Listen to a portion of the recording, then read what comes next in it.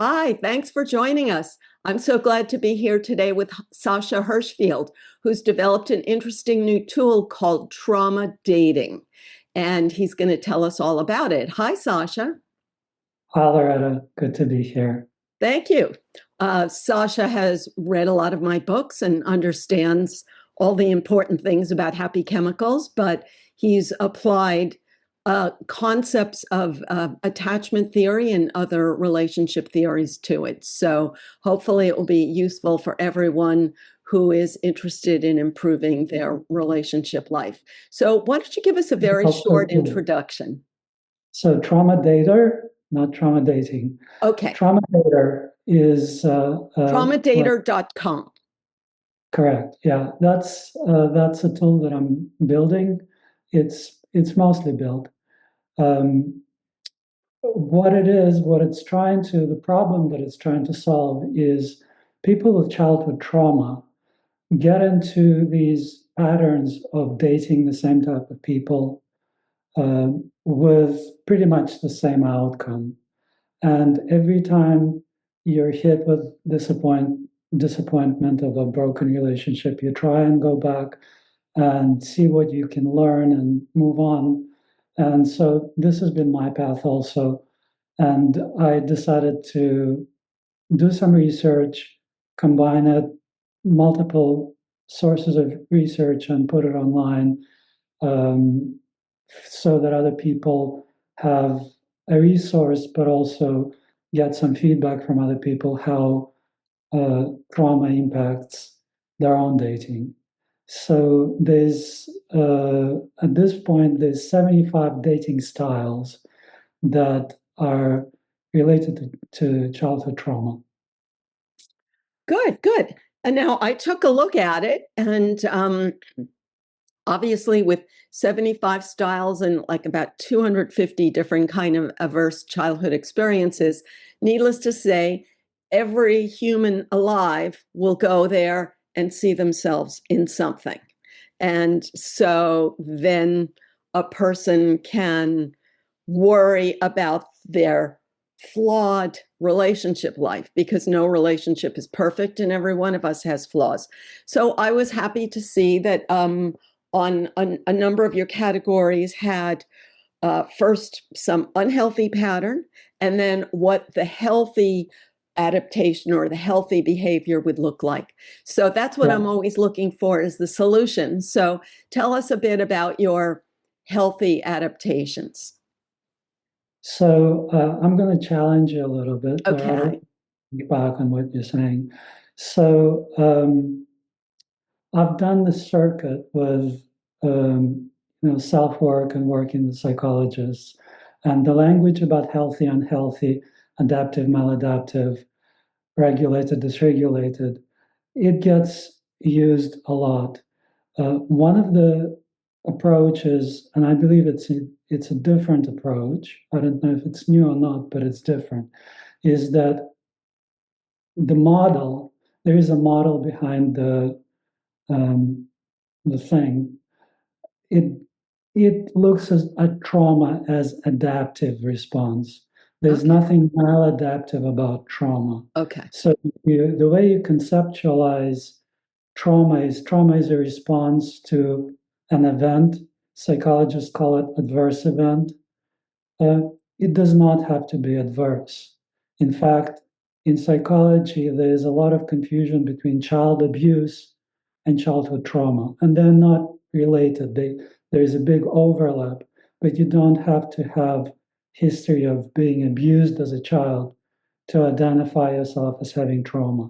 And not a lot of people who have suffered child abuse will say that they're traumatized, and vice versa. Yes. Yes. Well, So, I think, of course, that everyone is traumatized in the sense that when we're born, we have no survival skills. So just existence is traumatic because we have to scream for help.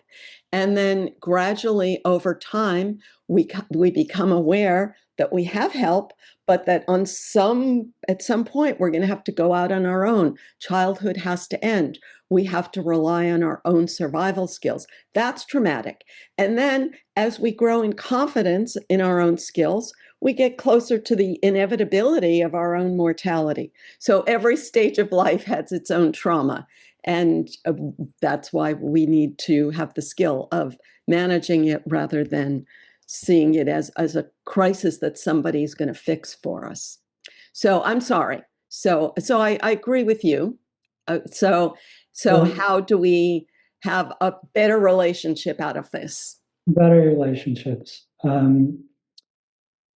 That's a tough one. There's not an easy fix for better relationships.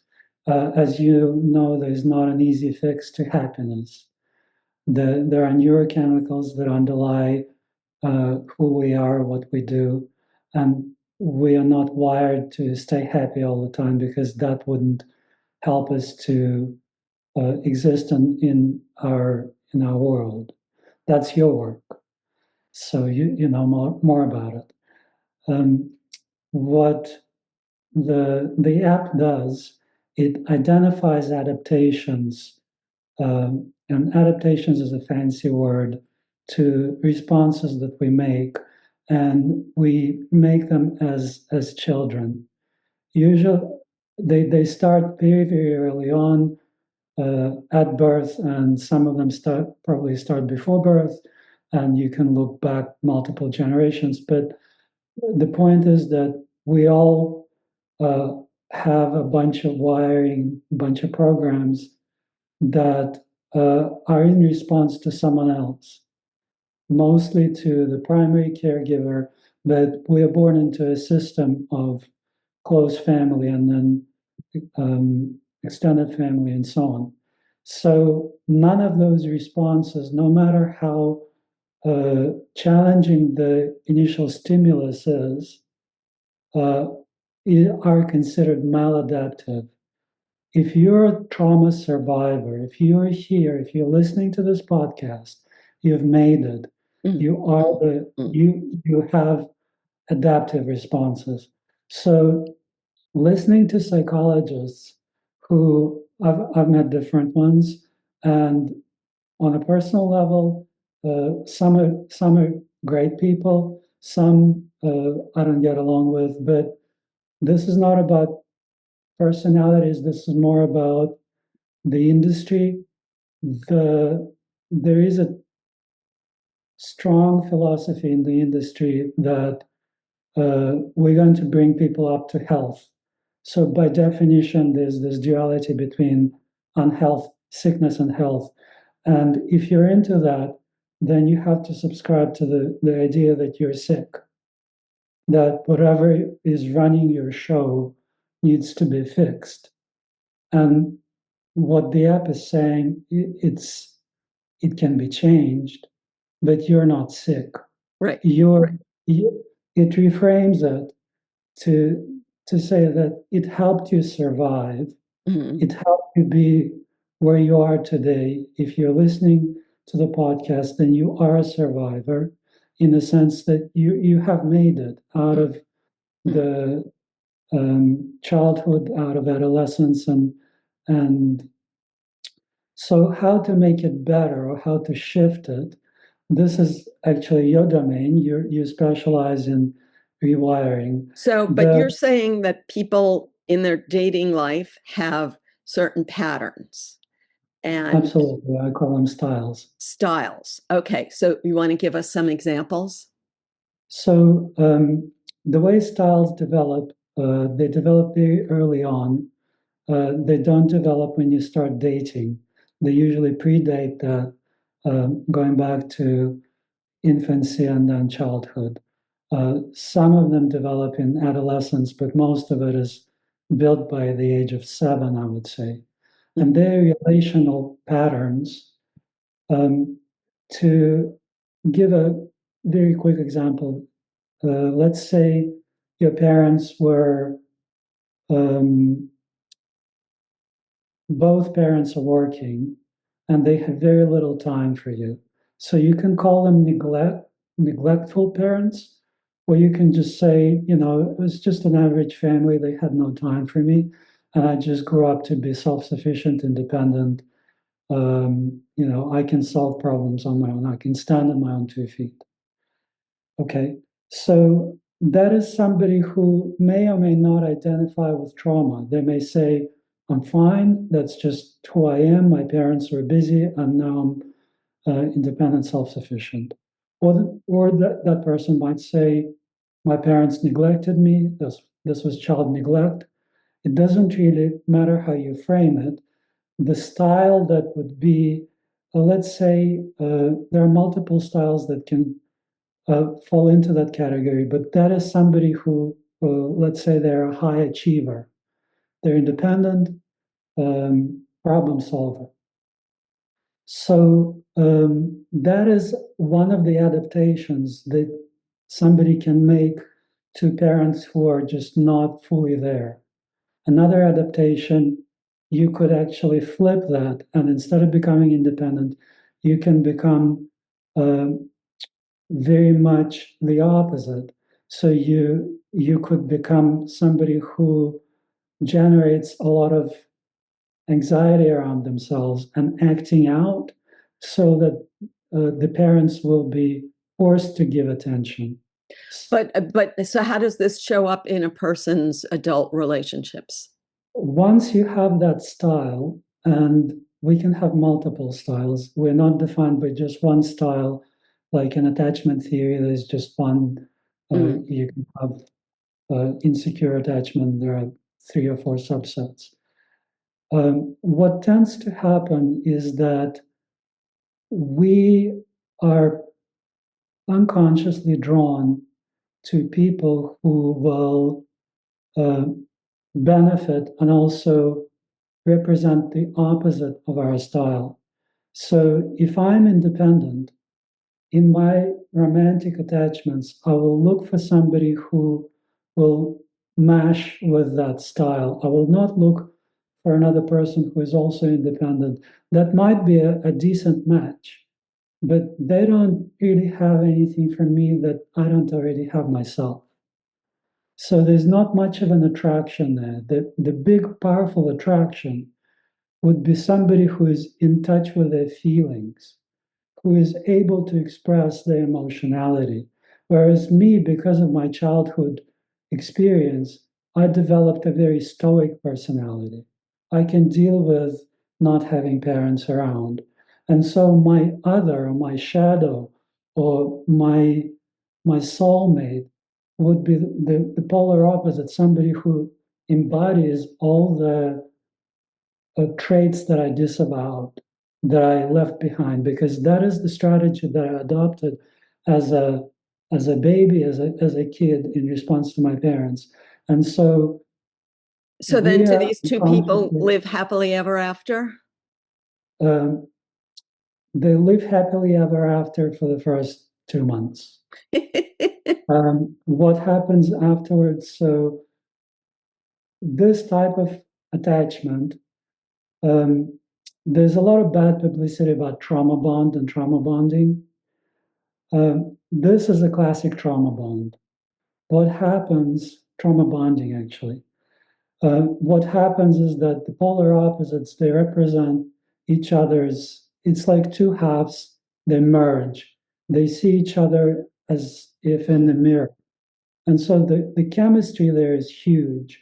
If you can see somebody who has something that you don't, you have dopamine.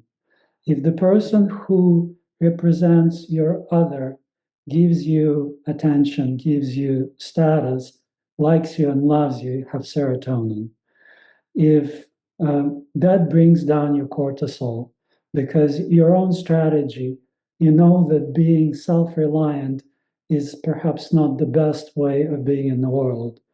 We cannot survive as individuals. We're social creatures, so we need a network, we need other people. And if you're looking for a partner, then having that other person is beneficial to your survival. You cannot survive on your own. So having somebody with the similar adaptation is not necessarily the best for your survival, because you like it's like having two left hands. Okay. Whereas when you meet your opposite, it's having the left hand and the right hand. It feels wonderful. Um, the relationship cycle is such that it creates almost out of the gate after about 2 to 6 months, it creates an issue. So you don't get to live happily ever after.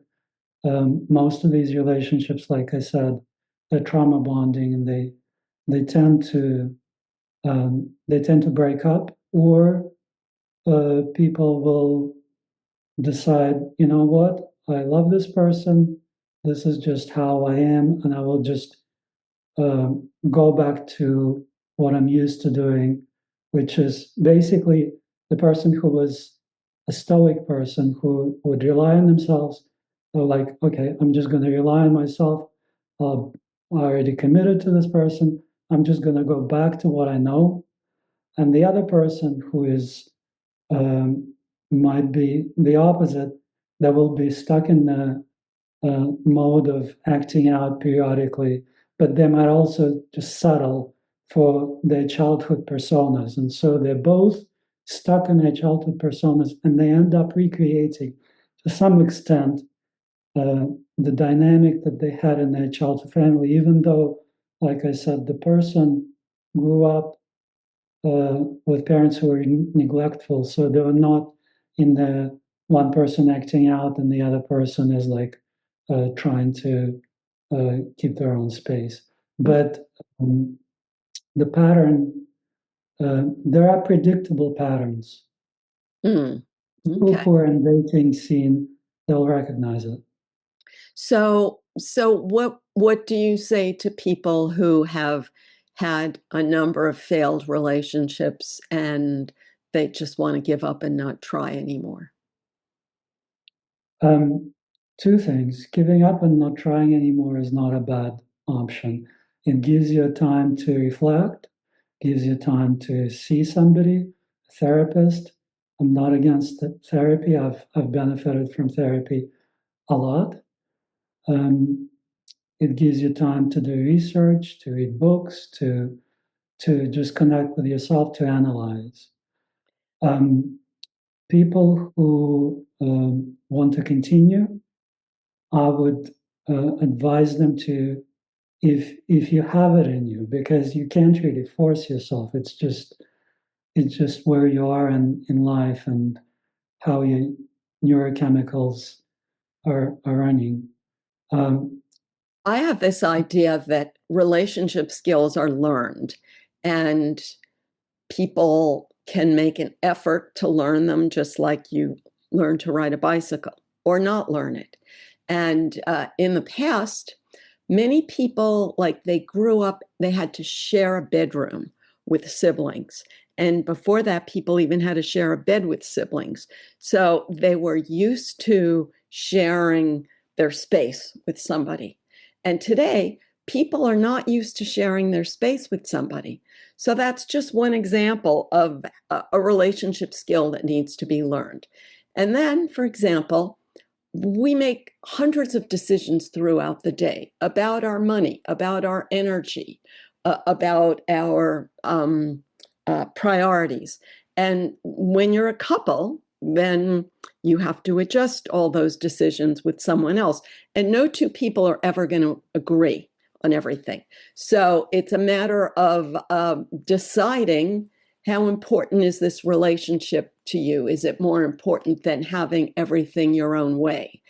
And I think that's a learned thing. How much is it important to me to have a relationship versus having everything my own way? And if you grow up in a culture that gives you the illusion that you could have everything your own way all the time, then you're not that motivated to sustain a relationship. So that's my opinion. and that's a valid viewpoint, that you need to negotiate, you need to compromise, you need to find a path. Um, I I think I think this is certainly one way of dealing with it. The other way is just to say, well, this person is not right for me.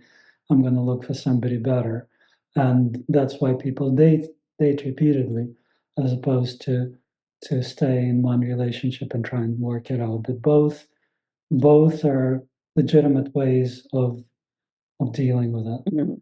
Yeah, but when you say, Sorry, what was your question?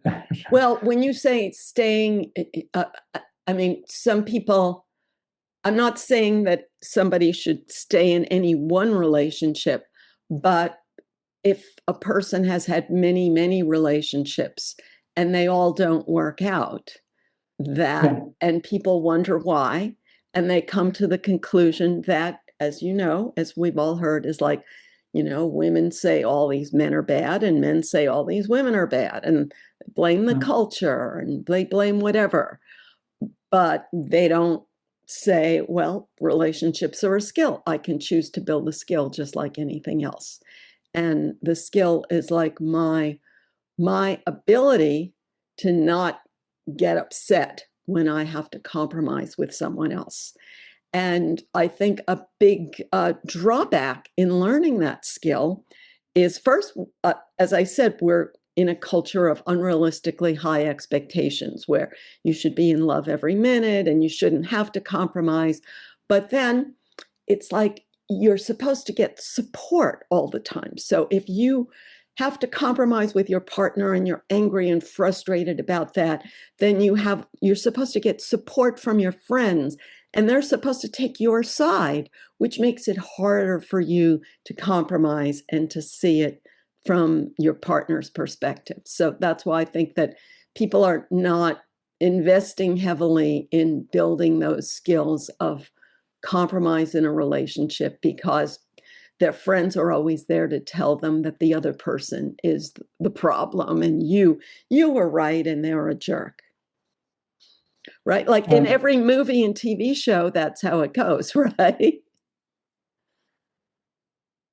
Perhaps I'm the tool that I'm building is not really focused on coaching or teaching people how to structure their relationships better. It's more about understanding what makes what makes you choose the people that you choose Mm, and how you show up by by default.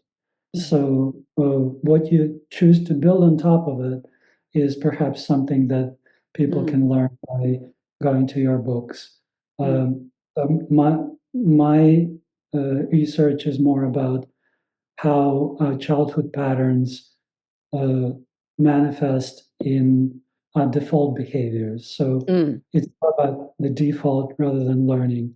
So the app does not really focus so much on coaching and teaching you how to show up better. There is a section in every style of what healthy attachment attraction looks like. It's there to show you what it will look like when your pattern changes. Uh, and we can talk about how these patterns change because there's neurochemistry that's running underneath them. It it's not as simple as just saying, "Well, I'm just going to change it or skip it, or I'm just going to stop doing that." so Uh, there's this habit people have of seeing themselves as an outsider. But if you listen to, for example, celebrity interviews, everybody always says that they were an outsider when they were young. So, in my opinion, this is the natural human thing that we think that there are these insiders who have easy lives and somehow we are on the outside, but there are no these insiders that have easy lives, that their lives are just as challenging. And that's one of the reasons I don't usually focus on categorizing people because it leads to this idea that my life is hard, but somebody else's life is easy. And then it's not helping us to do what it takes to improve our own lives, but rather just assume that somebody else's life is effortlessly easy. But everybody has relationship problems, in my opinion. So, Let me ask you a question. Was this mindset, did it develop before age 7 or after age 7 for you? which mindset? That it's better not to classify people into insiders and outsiders, and that I'm Oh, just. oh, my mother felt like an outsider, and she wanted to suck me into that being an outsider. And Okay. I saw that she was miserable, and she was trying to suck me into her miserable worldview. And I mean, I was an outsider, you could say. I mean, like I could have, like, just like anybody, I could give you lots of evidence of, yeah, I was this and everybody else was that. But then when I went to college and I thought, okay, now I'm going to get away from that unhealthy mindset. But then in college, they just teach you more of this, like insider, outsider, who's oppressed and who's an oppressor. So I just saw that this is something that the brain creates. And that's why I got interested in when I learned that animals have to compete for mates.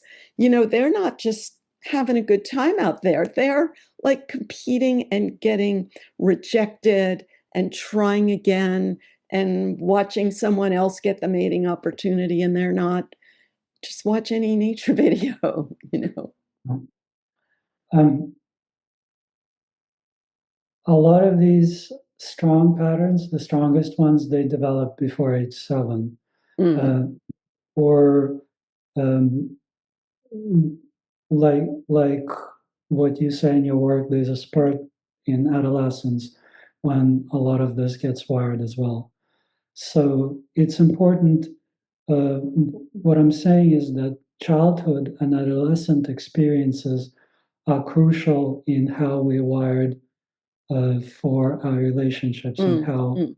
our dating Yeah, happens. yes. So Well, when you unless you become get older, therapy or unless you change. And, I mean, I carried around my mother's thing, for too many decades, like anybody else. yeah. So back to how we rewire it and how we make it better. Um, I look at trauma as a huge informational resource. I don't necessarily see it as this big um, um, what is the word I'm looking for? Um, Not to pathologize it, but just to see it as a useful insight. it's a huge resource. So it's something whenever because it's internalized pain. It gives us stimulus to do something about it. Mhm, So it's very important to understand it. mhm, With understanding, you with understanding what runs your show, you can then change it. If you try to correct it without understanding mhm, why it's there in the first place, mhm, why it helped you survive and become who you are mhm, as an adult, you're just going to be pushing further and further against a brick wall. mhm, If you conceptualize trauma as a trap, mhm, then what you're doing is like you're trying to mhm, extricate mhm, and you're making the wound worse and worse and worse. Instead, you should stop and go toward it and try and understand and make friends with your trauma, make make peace with it, understand what it's all about, why you become who you are. Then the work of rewiring and repatterning becomes so much easier, and then you can adopt pretty much anything. So the healthy attraction part on the trauma data is one day you're just going to wake up and it's like, oh, I'm no longer drawn to these unicorns, the people who are my shadow, my other. I'm just not interested in that. And those kind of people who seem like completely boring to me, mhm. they're fine. And this I is know. what healthy Yeah. attraction is. Yeah. I guess I've never been such a big believer in, like, quote unquote, the wrong people because uh, there's not necessarily a right and wrong person in the sense that if you are looking for your partner to give you what you didn't get from your parents, that they're going to fail, and then you're going to blame them for failing. And you can't ever go back to being a totally protected child. So if you have that urge to right your childhood wrongs and you expect that from your partner, then they're going to fail, and then you're going to blame them. So I don't. Do you see it that way, or? Um, there are certain types of people we're drawn to, and certain types of people we're not. Okay. And so there's attraction, there's no attraction. There's Yeah. people talk about chemistry. So there's chemistry, there's no chemistry.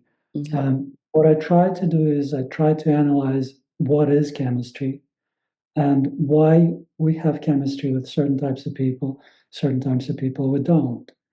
And your approach, the saying that, well, I'm just not going to look for somebody who is going to give me what my parents didn't give me. That's a valid approach. And in my earlier example of somebody who had parents who were overworked or perhaps neglectful, that person is not going to go out and looking for somebody who is nurturing and caring because they didn't get that. Okay. It's not. They're not. They might. They consciously know what they didn't. So we all know what we didn't get as children. We all have. That's a conscious knowledge, conscious need, and we can go out there saying, "Well, I'm looking for an equal relationship because I'm so much, self-sufficient. And in relationships, I tend to take care of things. And I don't want to be doing that. So I want an equal partner. I want an equal contribution. So that person is not really looking to replace the nurture that they didn't get from their parents. That's not how it works. If that were the case, that would have been very simplistic and very, very easy. Well, my parents didn't give me nurture. I'm looking for a partner who's going to give me nurture. That's not really how it works. But it ends up on the unconscious level, we end up recreating almost the same childhood wound. And there is this book, Keeping the Love You Find, says that this is by design. And my understanding is that it is by design. This is how neurochemistry wires us, that we have specific adaptations, and we look for people with matching adaptations. And when we meet those people, it shows us how uh, our original um, response, the lack of original response, and we just tend to blame the others. So it is a path to growth. And what I was saying before, I remember your question now. So, what would I say to people who are in dating and experiencing challenges? You said one is to give up. The other one, and I was going to say that people trauma bond. And trauma bonding is actually a huge resource. It's painful, but it's a lifetime experience. As long as you're not bonding with people who are dangerous, and by default you wouldn't unless you come from a background where danger is normalized, then you sort of know what you're doing anyway. So you kind of qualified to accept the risk. If you so trauma bonding, you go online, trauma bonding, bad, bad, bad, don't do it, toxic, dysfunctional. I say do it. On balance, you should do it. The reason why you should do it because you're going to learn more about yourself than you're going to learn by seeing 10 different psychologists. It's going to be painful as hell. It's going to hurt. It's going to destroy you for half a year. You're going to be lost. You're going to be blaming everyone, God, the universe. But that is the biggest step. And you're now stepping toward your trauma. You're learning about Mm-hmm. what it is that makes you you. Mm-hmm. Okay, Whereas, good. yeah. We're running out of time, but I just wanted to ask you another question that it's just in this general area. I was watching a movie today and it raised the issue that when a couple has a child and the child dies, that the couple often splits up. And it's very sad, it's very sad because you want a relationship to help you with the pain of life. And then when you have pain of life, the relationship dies. So I'm just curious if you have any thoughts about that. What are your thoughts on that? Why do you think they split up? Well, one explanation I've heard is that men and women process their pain differently. And you know in the sort of cliched stereotype, like females want to talk about it and men want to not talk about it, and so the female is mad at the male for not talking about it and leaves him. And so yeah, I just think it's sad. And again, this is what I mean about unrealistic expectations. I haven't been through it, but it's... I don't know. The short answer is I don't know. The longer answer I can give you um, my understanding. So I've tried different therapies. The one that helped me personally the most is actually not a therapy. Um, it's called Bowen Systems Family Theory. Okay. It looks at family as a system. And as Bowen part of, family systems theory. correct, yeah, Murray Bowen. And as part of that, you end up doing family diagram or genogram, and you trace the origins. It's pretty cool. So Bowen had 8 concepts, and one of the concepts was triangles. So in his understanding, the dyad, the couple, is inherently unstable. They bond, they create a fusion, but then, similar to what my app is saying, after 2 to 6 months, you're going to debond, you're going to have huge problems. So the relationship between two, according to systems thinking, is inherently unstable. To stabilize it, you need a third. And this happens in all kinds of structures. So if you and I bond, we bond because both of us have the same political orientation. We bond against people with the opposite. And so this feeds into the oxytocin loops. So you need a third to balance out the couple. And then when the third is gone, the third is gone, it creates, because there's huge acute anxiety within this. That's the language of Bowen systems theory. That couple is under stress, and there's not a third there to balance them out.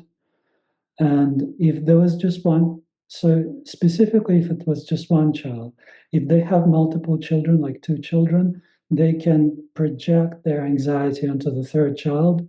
That child is going to be traumatized as hell because all of their pain, all of their attention is just going to flow to that person. I'm just parroting what Bowen systems, Bowen family systems theory says, but basically that's be my guess, but I don't. Great. Well, anyway, this is very interesting, and I encourage everyone to go to traumadater.com and see if you can build some insights that lead to growth. And I think it will help. Thanks so much, Sasha. Thanks, Loretta. It was great.